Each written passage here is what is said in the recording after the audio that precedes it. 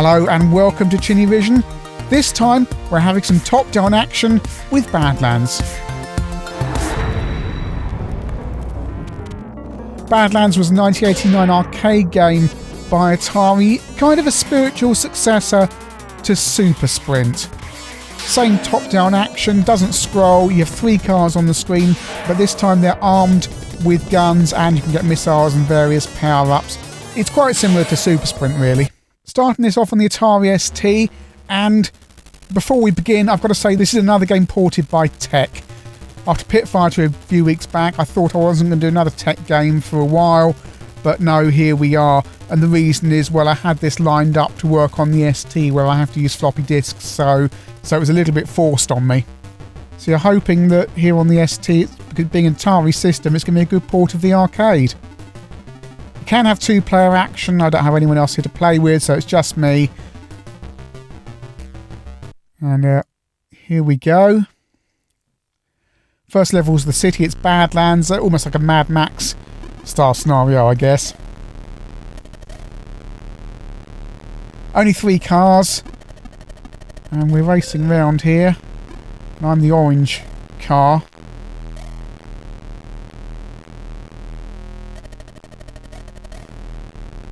And so far it's very like Super Sprint. You just got to get your bearings. I'm not doing very well here, just trying to get the controls. I've never been particularly good at games like Super Sprint. You pick up the spanners, well, spanners again the same as Super Sprint, and they give you things that you can spend in the store at the end of the level.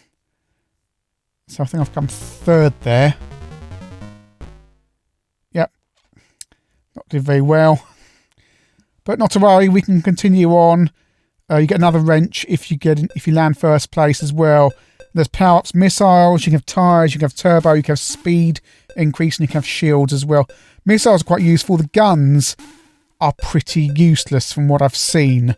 They don't seem to do much other than marginally slow the opponent down, whereas the missiles actually do destroy the opponent. So level 2, the oil refinery. Got a crossover circuit here, right, so I'm off. Oh, no.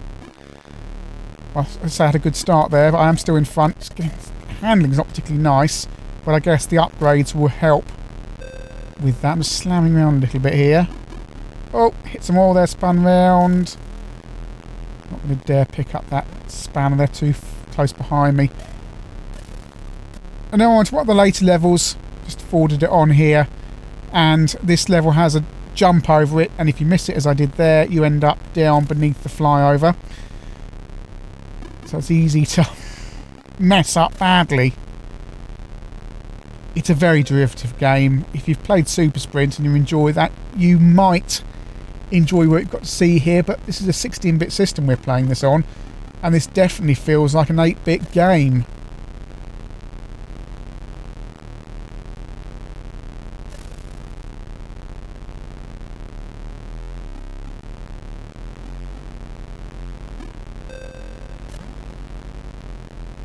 It's very easy to get lost on the circuits as well, where there's circular bits you have to go around.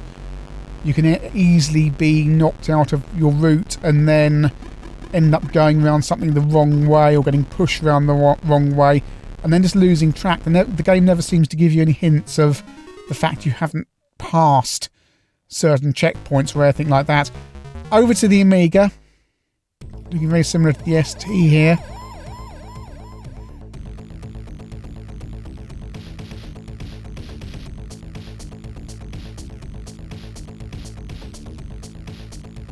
It doesn't refer to joysticks on the menu screen, it refers to joy styles, both on the ST and Amiga.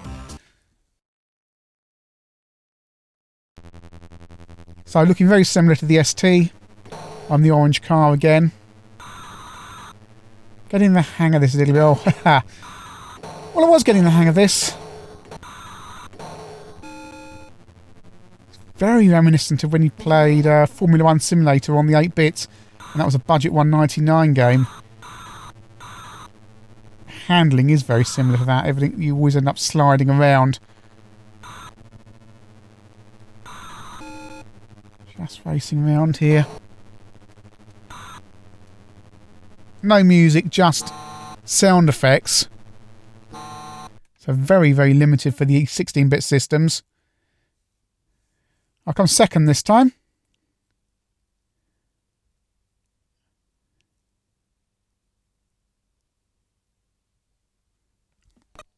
Just going to select some missiles. And off to the oil refinery. You've got to keep in mind this was a full price game. Unless you bought it on budget re-release, but when it came out it was a full price game. So my missile destroyed the enemy car there, so I'm now leading and I am beginning... Every time I say I'm beginning to get the hang of this, I hit a patch of oil. Still, hopefully I've got enough more missiles I can just launch at him when I... Not enjoying this. Oh, no, I missed. Right now I'm going to be behind him. Oh dear. Third place. Over the C64, see if a game that seems to be pretty limited on the 16-bits fares better on the 8-bit systems. Certainly seems a game that probably would be more suited to the 8-bits. I think if you had a 16-bit and you bought Badlands, you would be feeling, well, it wasn't much of an advance over what you had in the 8-bits. Some more basic graphics here on the C64. Basic sound effects again with the cars, although at least it's a little bit more suited to the 8-bits. Miles out in front here. Handling's better here on the C64. Still slidey, but it almost feels like the screens, I suppose you've got less pixels, so the screen is smaller, but it's some kind of width. It just feels smaller and more compact. So I'm lapping them now. So at least I'm doing better. Oh, no. You have to take a lot of damage before you get destroyed and the helicopter delivers a new car. Just hitting other cars doesn't seem to do it. Right, I've come first. At last. Have to say that was a lot easier.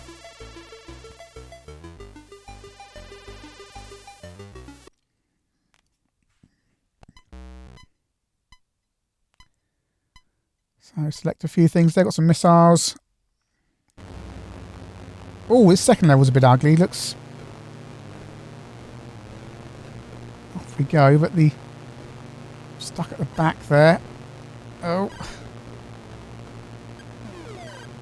This isn't very enjoyable. It's marginally more enjoyable than 16 bits. You'd still be feeling pretty bad if you paid £10 for this. Right, my missile. The missiles do jazz it up a little bit. But, wow, how much after Supercars come out? A year after this? That's Supercars 1. Scrolls around is so more advanced. Supercars felt like something special and new and exciting when it came out, even though it was actually quite an old concept. But in terms of the game itself, not the way it was implemented. And that feels very fresh and great, and this just feels... If players or someone put this out on budget and you paid $1.99 or $2.99 for it, you wouldn't be feeling too bad, but this is a full price game. And there is something else as well, because another game like this came out this very month. It was Iron Man Stewart's Off-Road Racing, to remember that title correctly, which was exactly the same kind of game, a top-down racer that didn't scroll. And, yeah.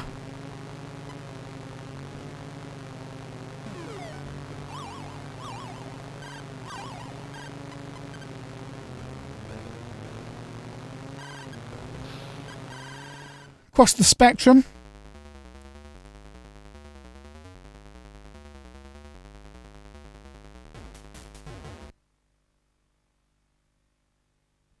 And we're starting on the city again. Any kind of sound? Oh, you get a beep when you fire. And I'm last. I'm a blue car this time, just firing at the enemy. Firing does nothing, really. You can fire, but it doesn't really seem to make much of a difference to the enemy cars.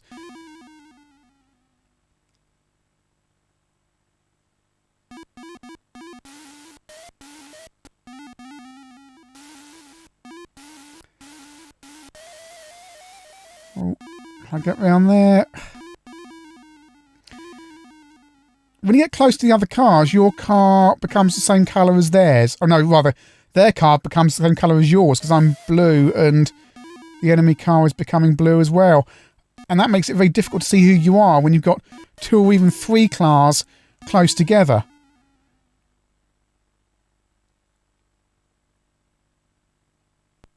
So, hey, I won that one, but...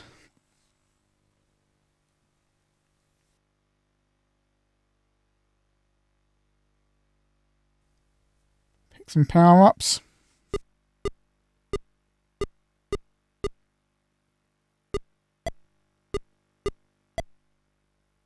Tyres and speed, right, the oil refinery. And magenta is always a bit ghetto. I did that on one of the ST version, and I just crashed straight into the edge. The handling's rubbish on all of them, really. Oh, and you colour clash when you go near the border as well. Great. This is one of the later levels. There's lots of doors and things to pass through, and spikes come out of the ground. So you can take shortcuts, but you run the risk of being crushed by the doors, or just horrendous colour clash if you go near the wall. This is so bad.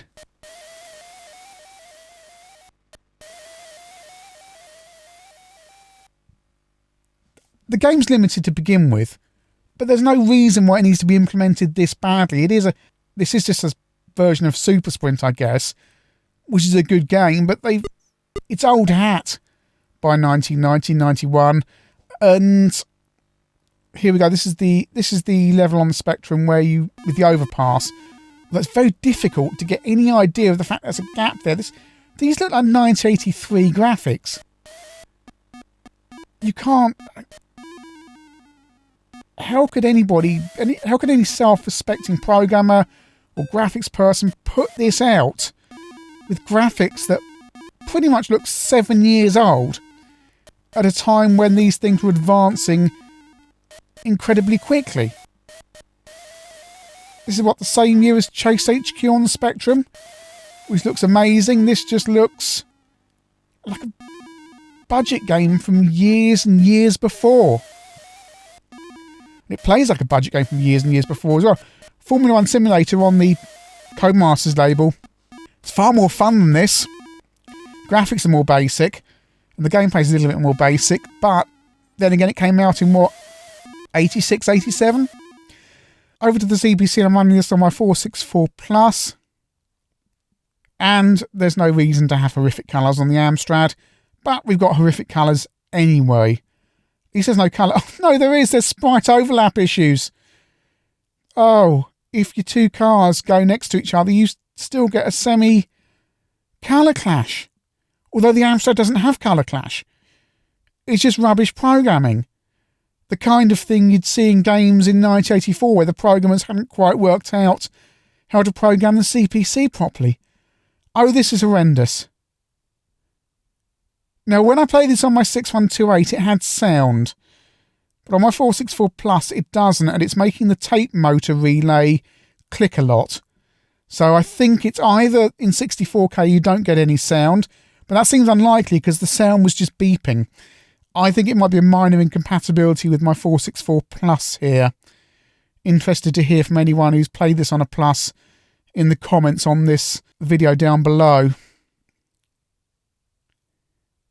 This is just absolutely rubbish. If you bought this on budget for $3.99 when it was re-released, you'd be absolutely appalled at this. It's terrible. This is a volcano level, so you go around the level and you have to go around the volcano and then go around the rest of the level. And the problem is you have to make sure you do go around the volcano. It's very easy to get pushed off course when you're going around it and then end up not going around it, if you see what I mean, and you won't have completed a lap. And you can end up getting very mixed up where you're supposed to be heading. Can be a case of trial and error or watching where the computer player goes the first time. The problem with Badlands is it's an arcade game that by 1990 was looking very dated. It's a new version of Super Sprint. Super Sprint was a brilliant game, but it was produced, 4 or 5 years before, something like that, perhaps more, off the top of my head. By 1990, this was old hat, and you're taking a game that is old hat and you're porting that to the home systems, and there's nothing special about it. Combine that with some pretty shoddy ports and you end up with something pretty horrific. The unfortunate thing was this came out the same month as Ivan Iron Man Stewart, and that was the same kind of game, but it had a few new innovations. It was large 4x4 off-road monster truck racing as opposed to conventional race car. This, on the other hand, is very, very limited. There's only 3 cars, there's a few power-ups. A few months later you could have gone and bought supercars, and overall it's just not very good. The Amiga and ST versions are fairly faithful ports to the arcade, but that really isn't saying much. C64 version, at least it looks okay, even if the gameplay is limited. On the Spectrum and Amstrad, dearie me, it looks like a budget game from 1983. If in 1991 you'd bought this on budget on something like Player's Label for $2.99, you would have played it a bit and gone, oh well, it's $2.99. This was a full price game, and certainly I don't recommend you buy this or download it or whatever on any of the systems. There's far, far better games to play, including the ports of the original Super Sprint.